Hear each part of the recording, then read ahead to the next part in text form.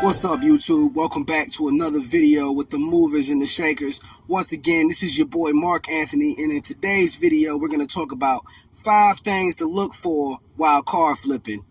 If you're viewing for the first time, please be sure to hit that like and subscribe button. Now let's get to it. First up, we have price. As we all know, the point of flipping a car is to make a profit. Price is based off of make, model, and condition of the vehicle.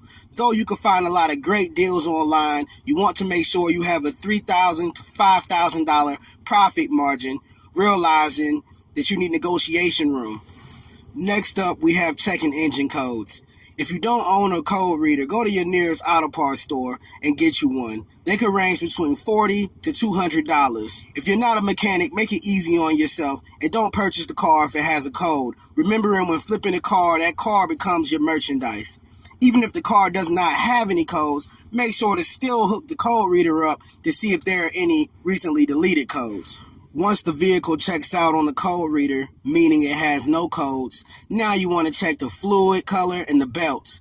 Make sure the transmission fluid is red and the oil is brown and translucent. Then you want to check out your belts. Make sure that your belts are not ripped or tattered. Now don't get too excited in this process, because this process can either make or break you when it comes to flipping the car. While that hood is popped, go ahead and look for puddles. Look around major components and radiator hoses. Look for some drop fluid. Look on the ground. Make sure that there's no fluid puddles under the vehicle as well. A personal trick of mine, after realizing that there's no fluid puddles under the vehicle, now you want to jack the car up if you have a jack with you on one of the front wheels. Once you jack it up, do a visual inspection of the CV axles. Make sure that there's no damage.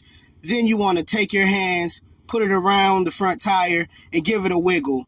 If there's any give, that could be a situation with the suspension, and you want to be really careful about that. Now that you have the vehicle back on the ground, now is the time we've all been waiting for. And that's right, that's the test drive. Now you want to put the vehicle on the interstate and go at least 60 miles for at least 10 miles, And in that 10 miles, look at all your gauges. Make sure nothing's overheating. Make sure your oil level stays the same.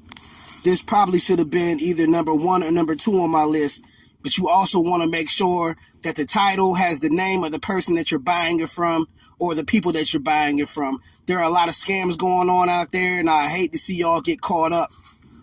Once you become fluent in car flipping, you might want to upgrade to the big leagues, in which you will get your own dealer's license. Then you can check out all of your auto auctions and get first pick at great rides for the low. I have a lot of homeboys that do this over and over again, and they make a decent living for themselves. Don't forget that this list is also if you're trying to buy a used car. This is good information to have, man. And once again, this is the movers and the shakers for everybody inspiring to start car flipping. This is a good beginner-friendly video to watch to help that come to fruition for you. Again, this is Mark Anthony. Please hit the like and subscribe button, and this is the movers and the shakers. I'm out.